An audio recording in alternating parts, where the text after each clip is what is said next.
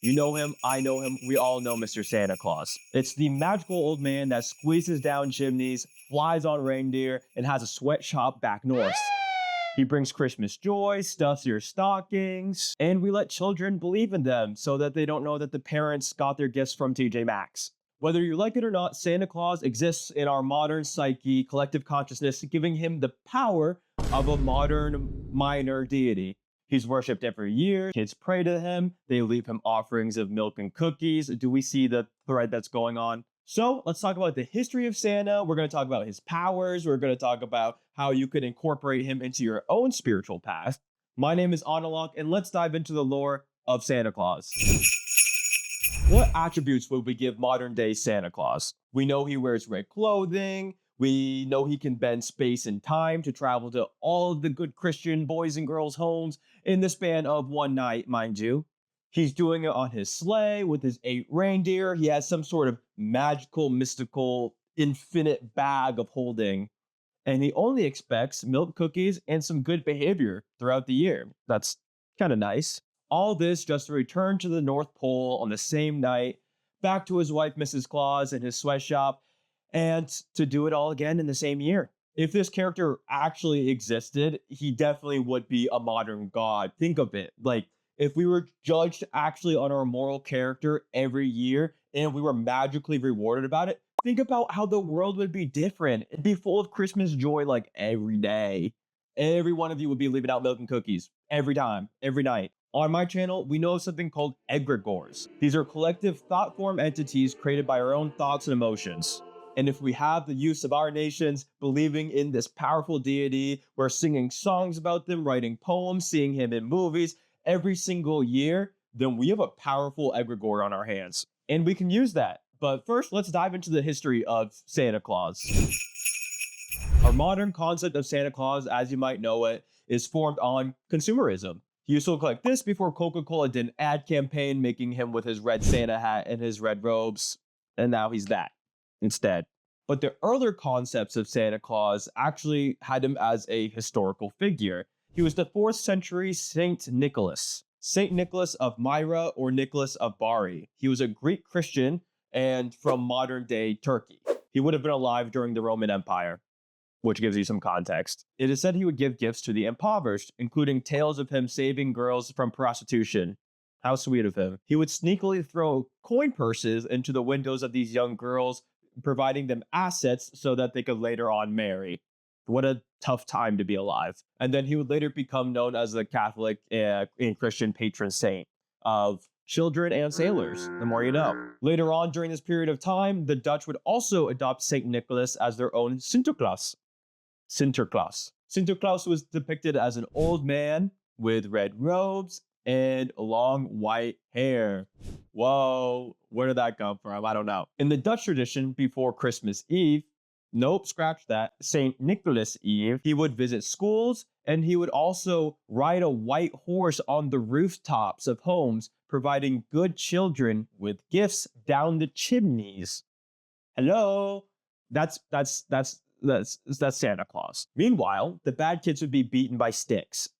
So, yeah, that kind of sucks. It is said that the Dutch tradition is the basis for the North American Santa Claus, mainly because Dutch immigrants brought their own culture to New Amsterdam when they moved here during the colonial era. Separately, Europeans were depicting their own personification of Christmas known as Father Christmas. He represented the merry aspects of Christmas, including gift giving, joy, and just being a holly jolly guy. And that iconography was later used in other tales, such as A Christmas Carol. But some historians also speculate that pre-Christian beliefs were also absorbed into the history and the iconography of Santa Claus. This is where we learn about the Wild Hunt. Whoa. As we know, pre-Christian traditions are now known as pagan traditions. Before we had Christmas and before we had any St. Nicholas festivities, we had a lot of winter solstice celebrations and the celebration of Yule, a midwinter holiday celebrated by old Europe. The myth of the Wild Hunt differs depending on the region and preference of individuals, but it was mainly known as an army of spectral, the undead, ghosts, and sometimes even demons. They would ride through the winter night sky, but it wasn't necessarily a good thing. During its time, the Wild Hunt was known as a bad omen, bringing war, plague, and death. And if you were confronted by the Wild Hunt, it's debated what would happen to you. Some believe you would be rewarded handsomely for being so brave and doing a good job sticking it to the man. Others believe they would kill you on the spot or take you as a victim away from your family and friends and never to be seen again. So, some believe that the Wild Hunt was actually led by gods, demigods, and was led by Odin, the all-father of Norse paganism. Some also believed it was led by the devil. So we're noticing a theme of discrepancies. But the tale of Odin dashing through the night on his magical horse giving gifts sounds kind of familiar. Odin is known as being a gift giver and depicted as having a white long beard. So it could be assumed that he would be associated with Santa Claus later on. However, I was looking into it and I didn't see any historical proof that this is the case. So it remains a speculative thought.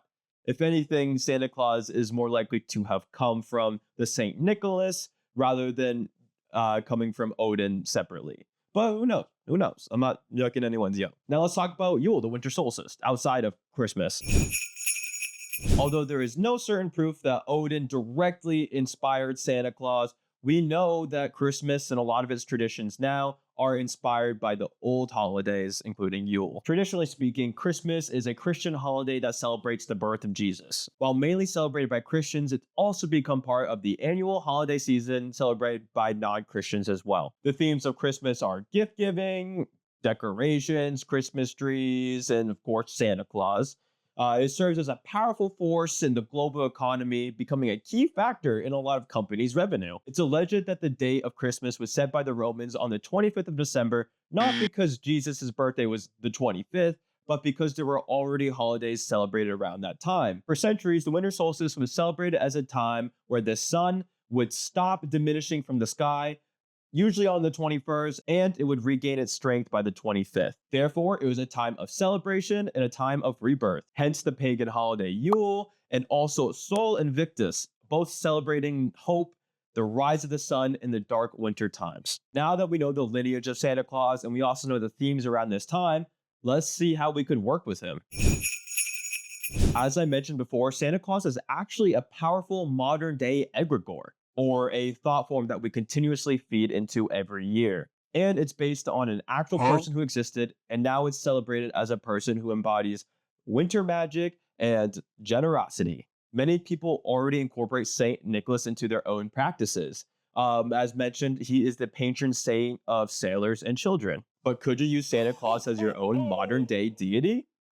Like, yeah, in my opinion. Chaos magicians treat any spirit as a means to work with. Whether it's the Roman spirit of Saturn or it's the spirit of McDonald's, you can build a relationship with them and you can work with them. Although I don't personally work with Santa Claus, and it kind of sounds silly to say that, I can imagine some ways that you could. First of all, if a fictional character Santa Claus sounds difficult to work with, then maybe you could work with Saint Nicholas instead. Second, we can use what we just learned about Santa Claus and figure out how we could work with him, what offerings we can give, and why it would benefit us. In the latter, we know that Santa celebrates holiday cheer and gift giving. And we know that he likes a good moral character, some milk and cookies, and some nice holiday decorations. Say you want to manifest a new car this year. You could grab a little Santa statue, which you can get probably anywhere during this time of year. You can clean it up, light a candle for it, make an offering, and make a petition as you would with any other spirit that you want to work with. Light a candle for your little secret Santa statue, make a petition, aka I want a Mercedes-Benz this year, and then provide your offering, say, of milk and cookies. Like, that's beautiful. I would like to preface that I believe that when you work with spirits or egregores, it's mainly going off of your own beliefs and ideology around that. And then that would be the result that you work with. For example, if Santa Claus represents consumerism and lying to children for you, maybe you should ask Kris Kringle for a hybrid Prius. I don't know.